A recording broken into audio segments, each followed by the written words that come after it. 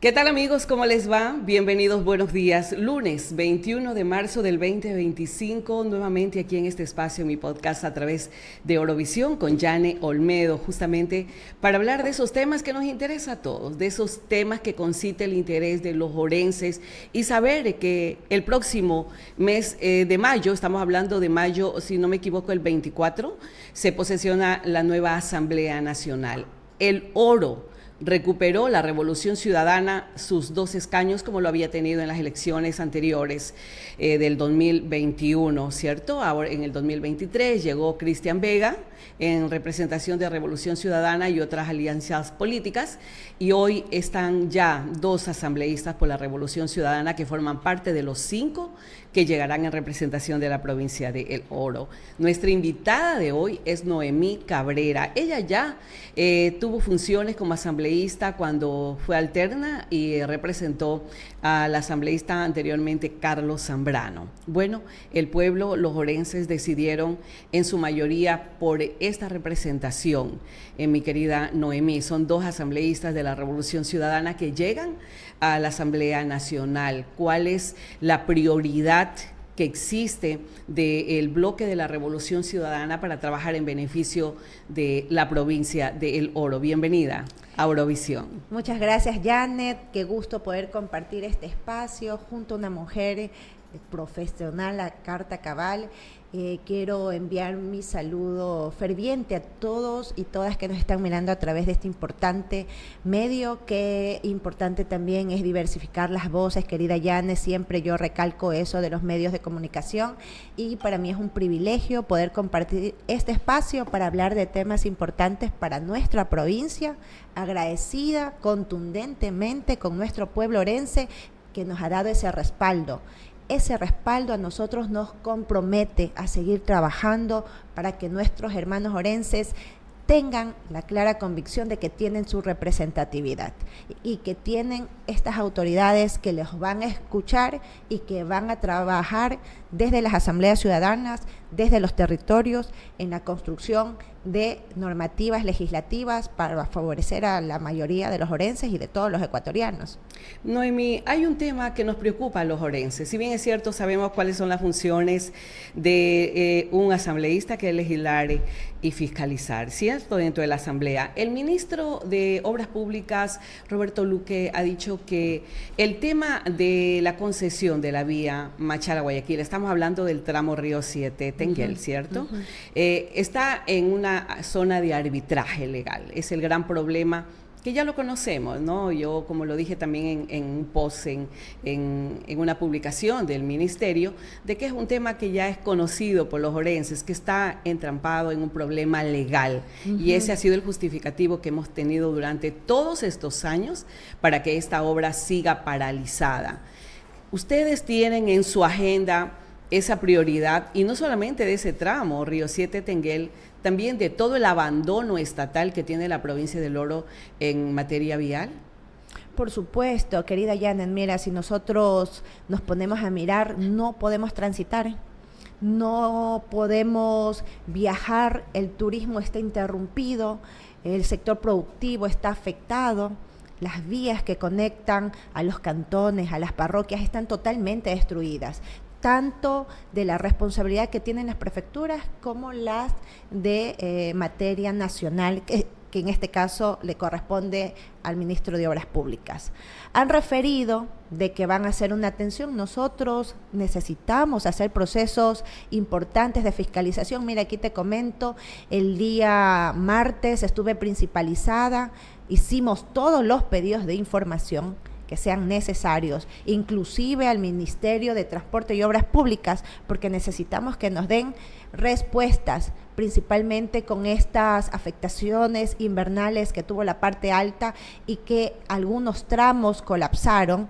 Queremos saber también, hicimos pedidos de información al Ministerio de Finanzas, cuánto de presupuesto está destinado para la reparación de esas vías, importantemente también como estos derechos, estas políticas públicas deben ser transversales. Hicimos pedidos de información en algunos sectores, en algunas carteras. Ministerio de Finanzas, el MIDUBI, hicimos al Ministerio de Obras Públicas, porque necesitamos respuesta a los orenses. O sea, ustedes ya están haciendo ese tipo de intervención con la finalidad de que ellos puedan comparecer y dar una respuesta. Por supuesto. No solo a El Oro, sino a todo el país, necesitamos hacer un diagnóstico real, ¿no? Nosotros es lo que vemos, lo que no está funcionando, lo que está en desatención, no podemos de Saracay a Piñas tampoco dirigirnos, y lo que tú dices, este tramo que está colapsado por esta ley de alianzas público-privadas y que básicamente están a responsabilidad de las empresas privadas.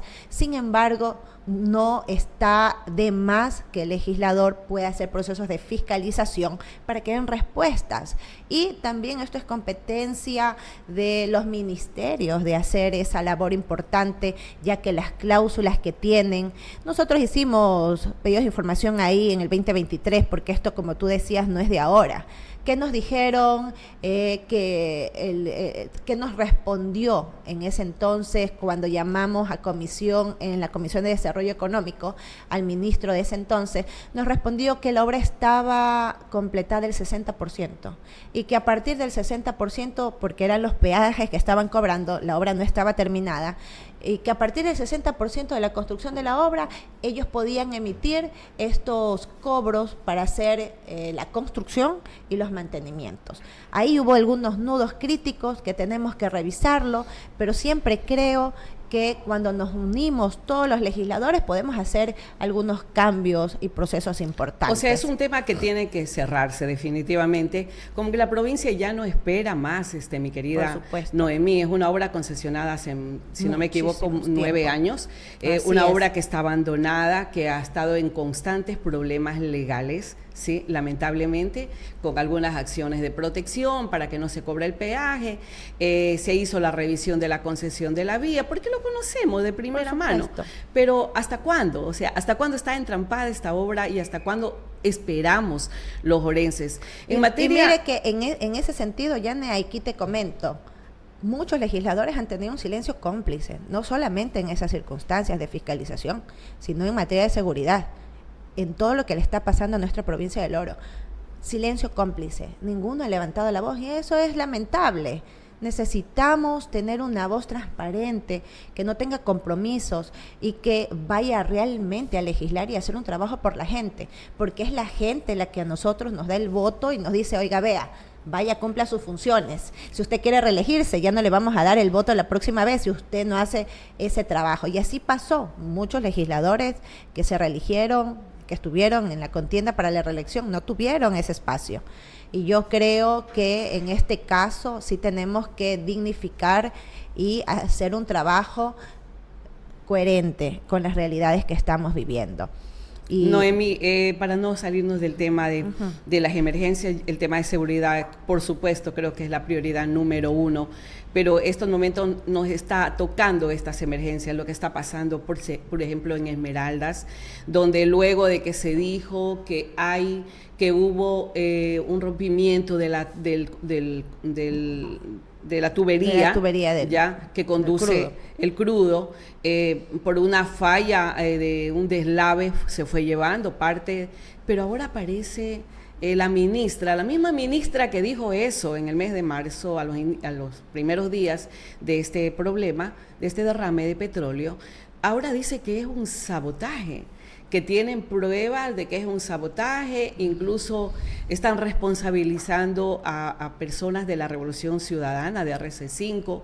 Entonces, toda esta narrativa, esta forma de querer distraernos a los ecuatorianos, cuando creo que la prioridad número 1 es la prevención, qué es lo que se ha trabajado, qué es lo que se ha hecho para evitar todo este tipo de situaciones y cómo ayudamos más bien a los afectados. Ustedes en su agenda llamarían a los ministros, especialmente el ministro de Ambiente, la ministra de Energía, y Minas, o sea, todas estas autoridades que tienen que darle respuestas al país y tienen que fundamentar lo que están diciendo, no solamente una narrativa, porque estamos en tiempo de campaña electoral.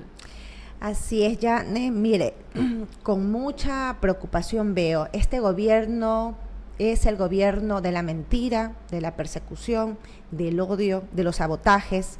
No tienen una línea clara, explicativa, coherente, profesional o técnica.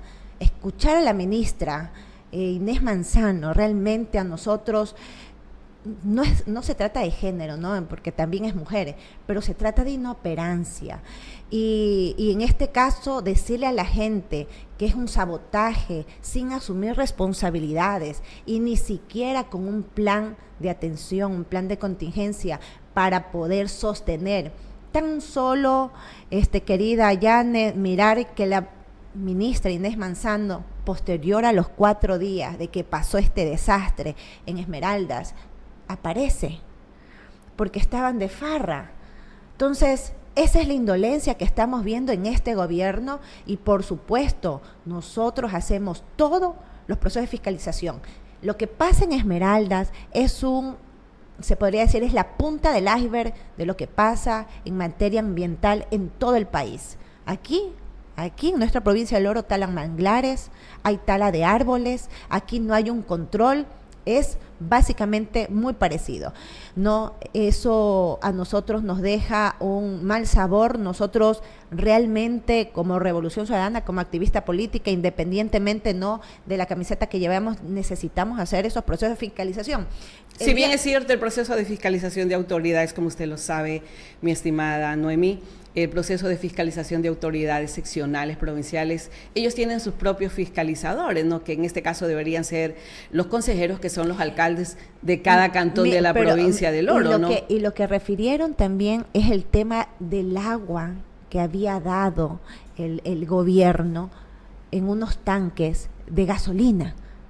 O sea, realmente esas son las circunstancias que eso tenemos que hacer procesos de fiscalización, porque están atentando contra la vida de la gente de una manera indolente, de una manera poco técnica. Estamos en el gobierno realmente de la improvisación, de la desesperanza. Nosotros realmente creemos que necesitamos cambiar este gobierno. Ya el ecuatoriano ya no soporta. Nosotros a veces escuchamos al presidente decir en un comunicado que sí, que los que votaron en la provincia del Oro somos delincuentes o estamos ligados al narcotráfico, y realmente lo que está pasando es que estamos totalmente desatendidos, no solamente como tú lo comentabas, en materia de productividad, en materia ambiental, en materia de seguridad, en materia de trabajo. Estamos abandonados. Nuestros jóvenes no tienen oportunidades. Yo miro con mucha tristeza cuando nuestra juventud está totalmente perdida, de los sectores más empobrecidos, y no tienen más oportunidades, no tienen más salida. Este gobierno no les está dando una salida para poder subsistir en todos estos obstáculos que tenemos, que estamos con falta de trabajo, con una economía que ya mismo estamos en recesión, donde el sector productivo está abandonado, donde nuestros bananeros es la última prioridad que tiene el ministro de gobierno. Escuchar las entrevistas del ministro de gobierno relacionados a fortalecer la productividad en el oro y no menciona el banano, realmente a mí me preocupa. Terrible, terrible. Sí, terrible, definitivamente, porque la mayoría de las grandes empresas que son productoras y exportadoras, usted sabe que no están aquí en el Oro, ¿no? La mayoría están en Los Ríos, están en el Guayas, están también otras en Esmeraldas, o sea, está distribuido de esa forma. Ya nosotros acá, que somos la mayoría de productores, porque hay más de 4.500, si no me equivoco, productores que están que producen banano. En otras provincias está monopolizado en manos de 2 o 3 familias y empresas. Entonces, como que esa es la prioridad. Acá los pequeñitos no nos quieren tomar en cuenta. Es el hecho de abrir brechas, el gobierno nacional. ¿Qué tanto daño hace declaraciones de un candidato presidente cuando dice el alcalde correísta de Cuenca, el prefecto correísta de del Cuenca, cuando hay esa confrontación entre la ministra Inés Manzano y el alcalde de Esmeraldas, que están sufriendo terriblemente nuestros hermanos esmeraldeños, es una afectación terrible al ecosistema de Esmeraldas. Imagínense, afectación de playas, afectación para los pescadores, o sea, es una cosa terrible, y el mismo alcalde ha dicho: yo no me voy a sentar a discutir con una ministra mentirosa, lo ha dicho el alcalde de Cuenca. Lo que está pasando ahora en Guayas, teníamos en la mente ese discurso apolítico de Marcelita Aguiñaga, de que no me quiero pelear con el gobierno, como que no se definía realmente si ella está por la RC5 o cuál es su línea política. No obstante, ahora está siendo atacada, la están llamando a comparecer a la asamblea por lo que está pasando en el Guayas, ese puente que se vino abajo, donde hay muertos, desaparecidos, donde hay una afectación terrible a esa población del Guayas. Esta confrontación, ¿qué tanto hace daño y cómo lograr unir al país para poder trabajar y poder superar esos inconvenientes? Mire, hablando de este tema de persecución, querida Janet, yo me solidarizo con mi compañero Pavel. Él ha sido uno de los blancos también de este gobierno, con acusaciones que no tienen ningún tipo de pruebas. Aquí el gobierno ventila sus acusaciones sin ningún tipo de prueba. Eso debe ser también investigado. Nadie puede ventilar situaciones o acusaciones, calumnias, sin tener algo de responsabilidad legal. Y en ese sentido, mirar también que no solamente es a Pavel, es a Marcela, es a Aquiles, es a J. Lloret, es al compañero alcalde de Cuenca y demás compañeros, parte de la Revolución Ciudadana. Eso nos deja claro que hay un alto nivel de persecución y odio por tener una ideología política, porque básicamente nuestros compañeros se han dedicado no a perseguir, no a dar acusaciones, sino a trabajar. Es lo que han hecho mis compañeros y lo que yo realmente felicito, y eso le es indiferente al presidente y también le molesta, porque él, como paga en bonos, piensa que nuestros alcaldes no van a poder trabajar porque pagar en bonos no tienen liquidez. Sin embargo, pese a esas circunstancias, ¿qué es lo que han hecho nuestros compañeros? Entregar obras, entregar trabajo, estar con la gente. Y esas circunstancias, querida Janet, a nosotros nos aqueja. ¿Cómo podemos hacer? Cambiar de gobierno. Y lo ha dicho nuestra compañera Luisa González, que ahora es candidata. Ya debemos dejar a un lado el odio. Necesitamos las 24 horas del día dedicarnos a trabajar para levantar al país. No puede ser que una de las obras prioritarias de este gobierno sea la persecución. La obra prioritaria de este gobierno debe ser dar atención a las provincias que están afectadas por el ambiente y a nuestra provincia de Esmeralda, que está afectada ambientalmente por este riego del crudo. Y es un tema terrible lo que está pasando en Esmeralda. Quiero leer algunos mensajes, mi querida Noemí, de aquellos seguidores que se encuentran conectados a la señal de Orovisión. Asambleísta, dígale a los orenses y ecuatorianos que no se dejen, dice, comer el cuento. No se va a desdolarizar el país. Muchos prospectos más tienen que ser el primer crédito, tan solo porque les han hecho creer que el cambio de moneda subiría las cuotas que es de participación. Bueno, en definitiva, este es un tema que preocupa. Si bien es cierto, se ha hablado ya de la desdolarización, que eso va a pasar con el gobierno de Luisa González, de llegar Luisa González. Han salido algunas voces, escuchaba incluso Alberto Dají, que hemos visto como la divina maravilla la dolarización y el país está más pobre, mientras que ha habido cambios de moneda en otros países y que su economía es mucho más próspera, fructífera de la que tiene el país. Claro, Ya lo ha dicho Luisa González, vamos a fortalecer el dólar. ¿Hasta qué punto esto puede calar en la mente de los ciudadanos, ¿no? Esa preocupación de que nos va a desdolarizar, vamos a quebrar nuevamente, va a pasar lo que pasó cuando se cambió de moneda sucre al dólar. Usted sabe toda la afectación económica que se registró en el país. Este gobierno está perdido y está caído porque ha sido un Estado fallido. La gente lo reconoce, por eso Luisa González está con 7 puntos arriba de las encuestas. No pueden perder ellos la oportunidad de sacar los fantasmas que siempre sacaron, inclusive en el 2006, cuando el presidente Rafael Correa era candidato a la presidencia de la República, lo acusaron igualmente de eliminar la dolarización, pero fue el presidente Rafael Correa en sus 10 años de gobierno quien fortaleció la economía ecuatoriana con el dólar como moneda. Pavel Muñoz presentó un proyecto de reforma a la Constitución para declarar como moneda oficial al dólar. Quienes no apoyaron ese proyecto de ley fue la bancada de ADN. O sea, esas son las claridades. Ahora quieren recurrir ante unas declaraciones de una compañera que lo sacaron de contexto, porque esa no era la realidad. Ellos estaban haciendo un pronunciamiento, porque hay unas monedas que ya se pueden imprimir en el Banco Central nuestro. Pero si las monedas fraccionadas se las hace acá en el Ecuador. Por supuesto. En el la moneda de dólar, 50 centavos, 25 centavos, 10 centavos, esa moneda fraccionada la hacemos en el Ecuador. Y eso es a partir desde el gobierno de Guillermo Lasso, que eso ya está establecido. Sin embargo, vienen a crear nuevamente ese imaginario para establecerlo en la gente como una política de campaña sucia en contra de la Revolución Ciudadana, porque se ven perdidos. Luisa González lo ha dicho con total contundencia, se va a fortalecer el dólar. ¿Cómo se fortalece?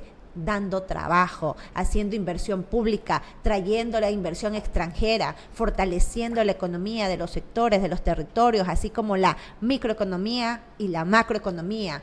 Y desde esa perspectiva ir fortaleciendo la economía de los ecuatorianos y el dólar, ¿no?, que es nuestra moneda oficial.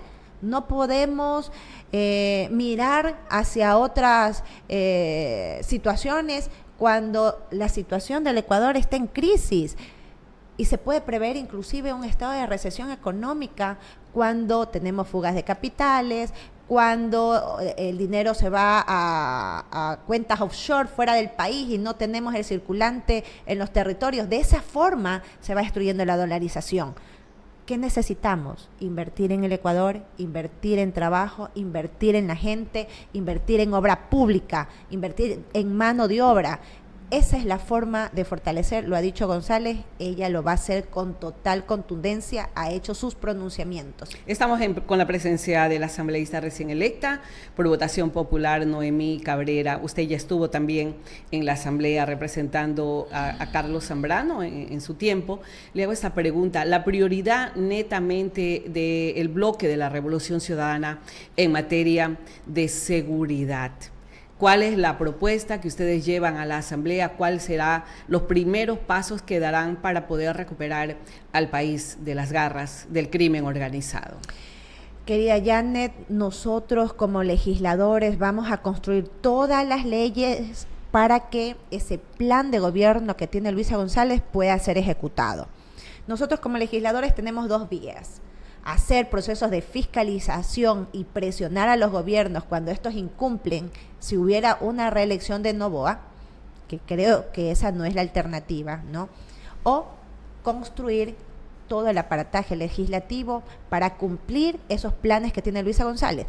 Luisa González tiene un plan dirigido a la seguridad que ya lo estableció, y que va a haber unas nuevas reformas en esta segunda vuelta porque hay algunas situaciones que se tienen que tratar de forma indispensable. ¿Cómo va a ser Luisa González y de qué forma vamos nosotros a legislar? Dando puntos importantes. Luisa González dice, necesitamos en los primeros 3 meses recuperar los territorios, recuperar nuestra frontera, y ahí hago un aclaramiento, ¿no? Sacaron por ahí una imagen con un pronunciamiento de Luisa que va a recuperar los radares. No se referían a los radares del tránsito, sino a los radares de la seguridad en nuestras fronteras. Con total claridad ella lo ha dicho. Eso necesitamos, recuperar nuestras fronteras con patrullajes en los temas importantes donde hay estos, ¿cómo le llaman? Puntos rojos, zonas calientes. Zonas calientes. Todos conocemos cuáles son.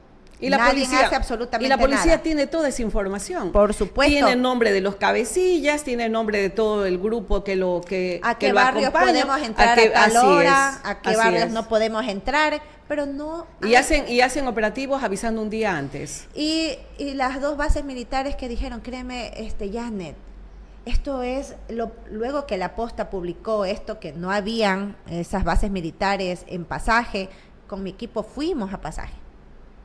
Ya ni siquiera para engañar a la gente había un militar, no había ni un militar. Solo estaba colgada una bandera ahí en la Campesina Hermosa. O sea, no había nada. Y así nos engañan a nosotros. Lamentablemente, retomando el tema. Y retomando el tema. O sea, ¿se pondrían radares en puntos calientes? Los radares en las fronteras, recuperar las cárceles, volver a tener el ministerio coordinador de la seguridad que existió en gobiernos anteriores, ¿ya? Que estaba dedicado al control de las cárceles. Necesitamos nuevamente sacar al SNAI ahí, que todos sabemos cuál es el punto, el nudo crítico que tenemos ahí con total claridad, pero necesitamos volver a tener las escuelas de capacitación de los guías penitenciarios, necesitamos recuperar el sistema del ECU 911 con la protección que necesita nuestro sector transportista, que vuelvan las cámaras de vigilancia conectados con el ECU 911, la Policía Nacional, las Fuerzas Armadas, la Marina, ¿no?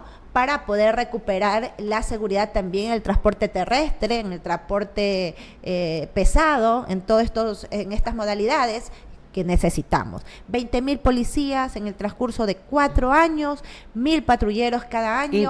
Incrementar. Ya. Necesitamos recuperar el departamento de inteligencia, porque nosotros necesitamos tener y adelantarnos a la ejecución de pronto de los delitos de las bandas para prevenir organizadas, exacto, para prevenir, para cortar la ruta, para saber cuál es la ruta. Todos saben cuál es la ruta que tienen las bandas organizadas, territorialmente hablando. Y en el tema de la contaminación de las cargas que salen fuera del país, en los aeropuertos, terminales terrestres o puertos marítimos, que es el gran problema, Luisa ¿no? González lo ha dicho, actualmente solamente tenemos un escáner.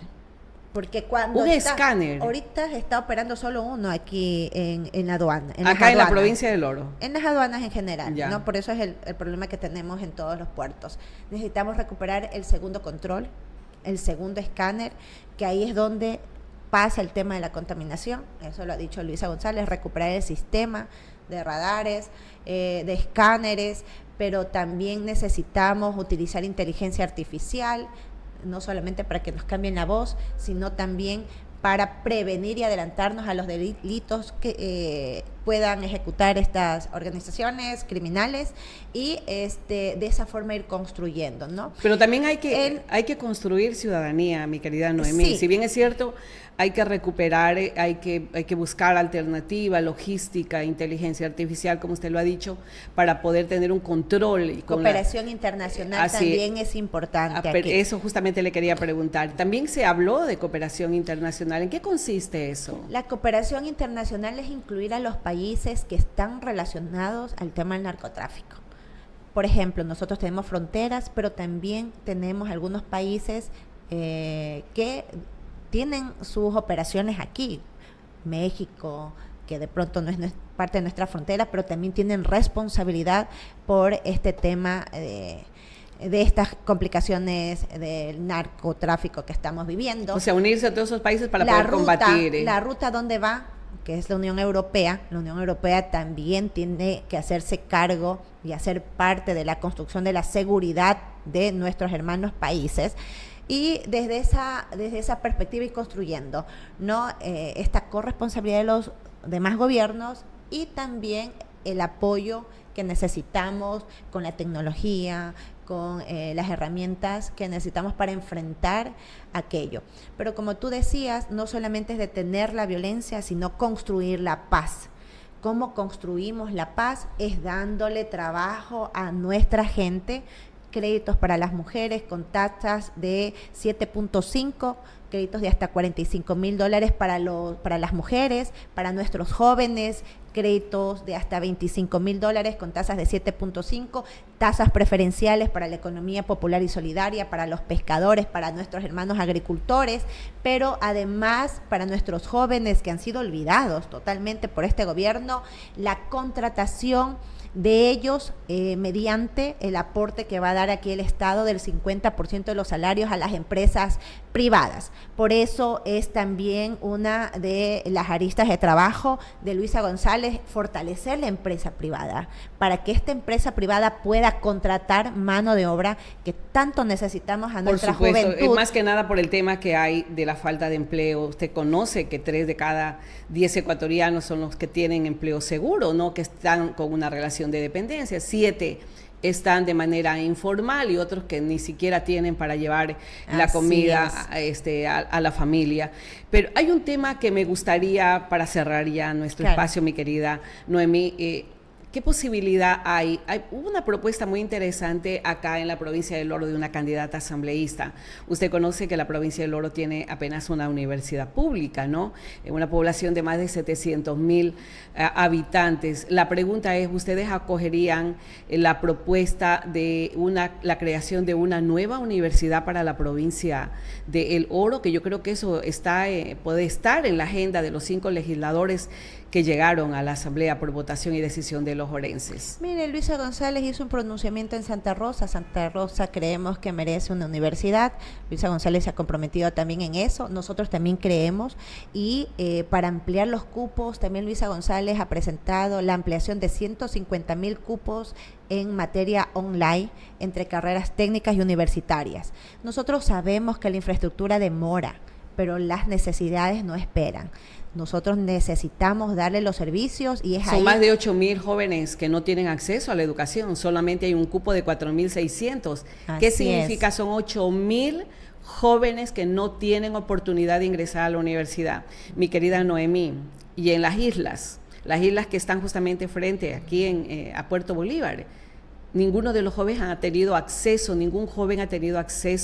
a la universidad. Usted sabe lo que eso significa. Si no, nosotros no damos esas oportunidades, ¿qué podemos esperar de nuestra sociedad? ¿Qué podemos esperar del futuro de estos niños, de estos adolescentes? Por eso tenemos violencia en las calles, y la alta tasa de mortalidad entre homicidios y suicidios son los jóvenes, dentro de los 13 años a los 27. Eso es lo que nosotros miramos, jóvenes de 13 años asesinados. 13 años, ¿qué tendrían que estar haciendo el joven de 13 años? Y participando en los grupos delictivos, ya sicarios también. Este joven de 13 años debería estar en los polideportivos, en los centros de alto rendimiento en las tardes. Deben de estar estudiando gratuitamente, de una manera con calidad, con un aparataje estatal que le brinde las oportunidades de acceder a las escuelas, a los colegios, a las universidades, y que sea garantizado el estudio. Vimos que en este periodo los libros entregaron ya cuando se acababa el año. O sea, eso vimos con este gobierno. Ya se termina el año recién entregándole los libros que van a estudiar nuestros niños, nuestros adolescentes. No necesitamos. Y con esta forma de gobernar tenemos una comunidad resentida, mi querida Noemí. Así es. Una comunidad que necesita que alguien se preocupe de su alimentación, de su educación, de su salud, y lamentablemente eso no está pasando. Y mira, ustedes tienen una responsabilidad muy grande en la Asamblea Nacional. Mira, y relacionada al tema de adjudicación de contratos, ¿quiénes llevan pues las contrataciones de los desayunos escolares? La familia del presidente Daniel Noboa. Antes, ¿quiénes eran? La economía popular y solidaria, ¿no? Y ahora la tía del presidente. Cuando tú le quitas y le das poder a tu familia, le dejas sin comida a millones de mujeres, que bueno, la mayoría de los de las organizaciones de la economía popular y solidaria son mujeres, son liderados por mujeres, les dejan sin el pan del día para sus hijos, para sus familias. Y eso es lo que está ocurriendo. Pero ellos se llenan el bolsillo, hacen sus contrataciones a dedo, y nuestra gente se muere de hambre. Y se muere también por falta de atención y medicinas en los hospitales. El hospital de aquí, de Teófilo Dávila, no funciona. No vale ni el techo. no tenemos ni para hacer una tomografía, no podemos esperar un turno de un especialista.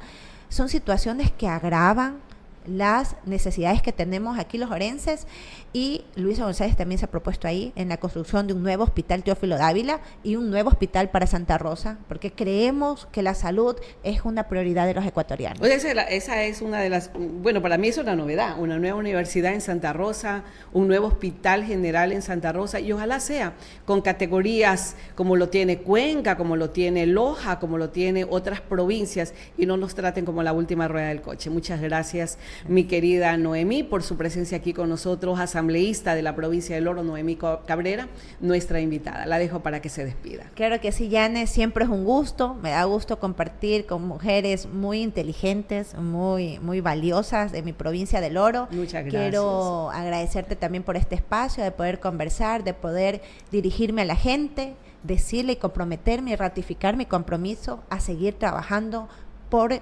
tener esos derechos que tanto anhelamos y a la construcción de leyes que nos beneficien a todas y todos. Tengan en mí esa persona que ustedes necesiten tener una reunión, y con las puertas abiertas haremos estos conversatorios, estas asambleas ciudadanas para la construcción de leyes, pero que surgen desde las necesidades de la gente. Muchas gracias, querida Yane, a todo tu equipo también mi saludo cordial y agradecimiento. Muy amable nuestra asambleísta por la provincia del Oro, recién electa, Noemí Cabrera, aquí en los micrófonos de Orovisión. Amigos, un abrazo para todos, que tengan un maravilloso viernes.